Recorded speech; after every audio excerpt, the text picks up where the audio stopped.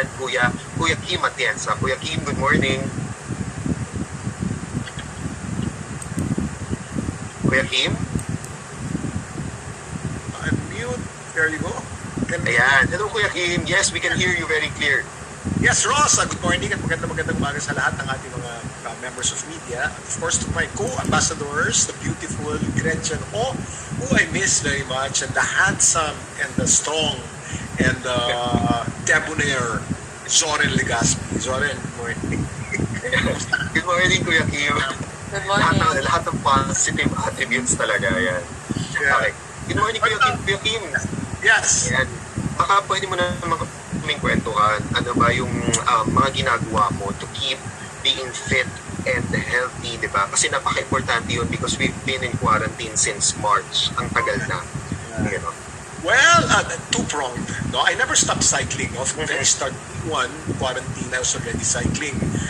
More than running, I was cycling because I discovered this program, this app called Zwift. No, wala akong pulse na eh. Zwift, which you connect your bicycle, and then you're like a video game, you're able to race with other friends.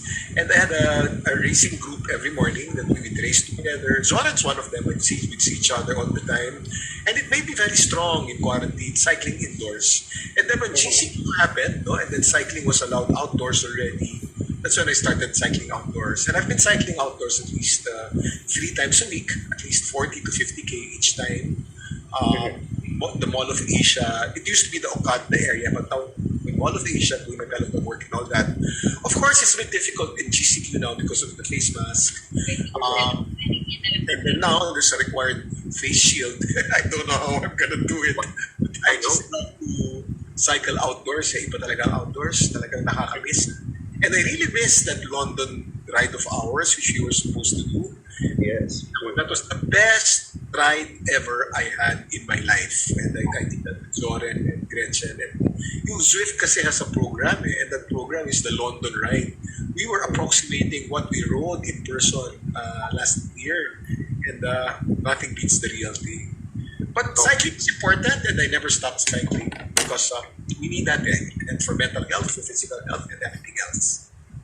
I agree, Kuya Kim. Ako personally, nagsacycle ako to do my errands. Pagpupunta ako ng bodega, pagbibili ng iba't ibang groceries kasi yun na lang yung chance ko to, to be consistent with my fitness. Kuya Kim, another question. How do you observe Filipinos ba? Nakita mo ba napansin mo ba na dumami yung mga nag-recreational cycling sa, sa area ng Okada, in a lot of public spaces, ganyan? Actually, Ross, hindi lang dumami. I would say dumami by about maybe 10 times. Talagang madaming na. As Okada area, binawal nila which is so sad dahil for some reason ayaw nila ron. But there are many other places to cycle, no? Not only for exercise, but cycling has become a way of life for a lot of people who don't want to take public. Because taking public transportation now makes you more prone to COVID because of the lack of physical distancing. And cycling is one of the best ways to commute and one of the best sports because naturally you're physically distanced. Hindi ka naman makapag-cycle shoulder to shoulder pagka nagbibisikleta ka, then baka sumabit ka, sumemblang ka. So you're naturally distanced and then it gives you exercise. My point nowadays is because there are so many cyclists, the establishments have to be more cycling friendly. Some establishments that I used to frequent, like coffee shops, etc., are very stuck to the old way of life that are averse to cyclists. Dapat establishments nowadays should be more friendly to cyclists because these people who cycle now are not only your Jaryo boys or your delivery boys. Akala nila ganon eh. These are your frontliners, these are your office employees, these are your ordinary people who have the power to spend to support your business. So all these businesses now have to be cycling friendly. Allow them to park their bicycles in front of the establishment. Allow them to hang out beside their bicycles. And this would be good for the establishment. It's become a mini advocacy of mine na rin tuloy eh. Yeah. We support you on that, Kuya Kim. Tama ka naman na, before ang nagsacycling lang yung mga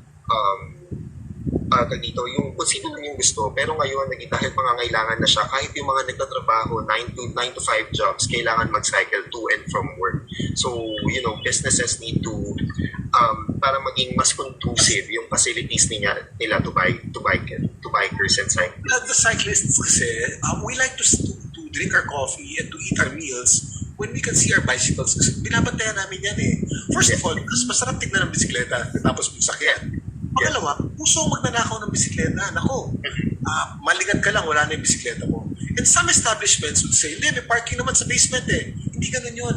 Hindi pupunta ng establishment mo kung ang bisikleta mo ipapaparada doon sa basement. It has to be somewhere where you can sit beside it and then look at it and see it. Especially competitive cyclists. The bicycles are very, very expensive. So the business owners and the business establishments have to shift their paradigm into a cycling paradigm. People cycle nowadays, so we have to adjust our business to all these cyclists. Another, since nasimulan na natin, ituloy na rin natin, another thing that I really am against is the use of face shields for cyclists. Oh my gosh, you know what that is? To cycle with a face shield? To cycle with a face mask, it's so difficult eh. And then with a face shield, okay lang kung malamig ang panahon. Pero when you cycle, uphill ka na, pagod ka na, at makahinga, ang hirap kaya. Napag-usapan na yan eh. I think that rule of the IATF should be amended to exclude cyclists because cyclists are already physically distanced. Meron na silang mask. Lalagyan mo pa ng shield. Baka yung mga hindi fit na mga cyclists na nagko-commute papunta sa trabaho, baka mahimatayan, masagasaan ang bus yan sa hirap na pinagagawa nyo. We are encouraging cyclists for a means of commuting. Don't make it hard for them by putting that face shield. They will die.